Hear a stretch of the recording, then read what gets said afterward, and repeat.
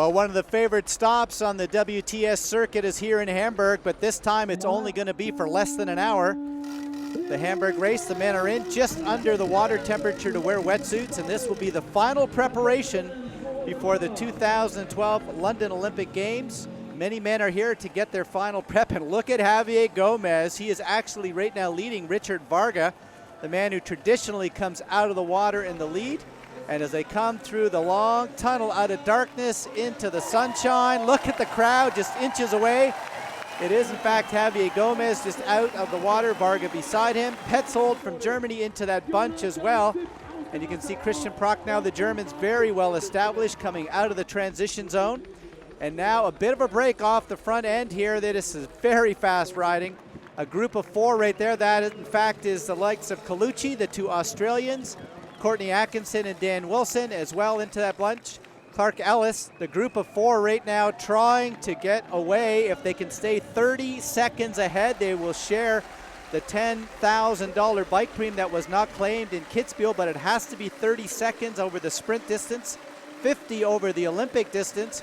And here they come now, coming off the bikes, getting ready for the start of the 5-kilometer run. And it's going to be very close to 30 seconds. Certainly the gap lead off the bike will be a benefit.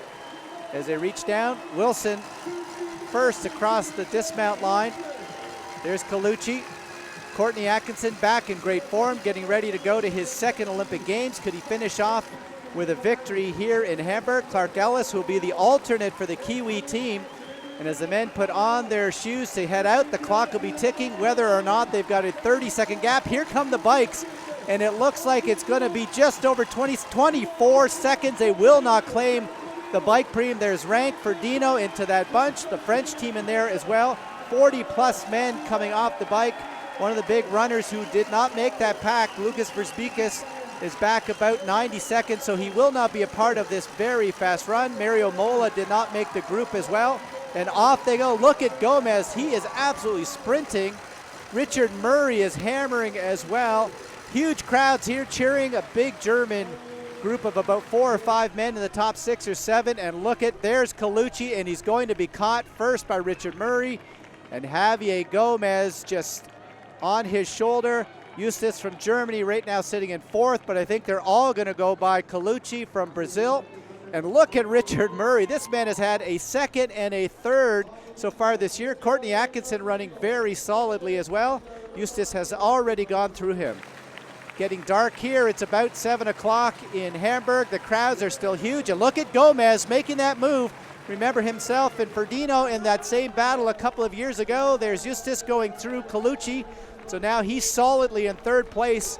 This guy has a great running background. And there is Javier Gomez trying to get away. You can see Bevan Doherty in good form. Sven Rieder as well. Clearly now in 3rd place. Stefan Eustace, I think, is going to have it. But here comes a sprint. Gomez trying to go. But it looks like Richard Murray has found another gear. Richard Murray, who just a year ago wasn't even on the radar screen, is going to claim victory here in Germany. What a great race for South Africa. Richard Murray claims victory.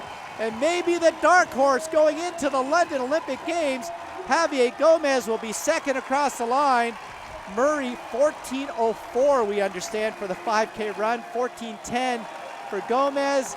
Eustace turns back and claims to the crowd, and there comes Sven Rieder 4th across the line. What an incredible finish, but the day belongs to Richard Murray, who put South Africa on the map. He now has 3 podiums in 2012 and will certainly be a name to look out for as they head towards the London Olympic Games in just a few weeks. Yeah, you know what? I think after Kitzbühel, I think any icing would have been great. Would have been great.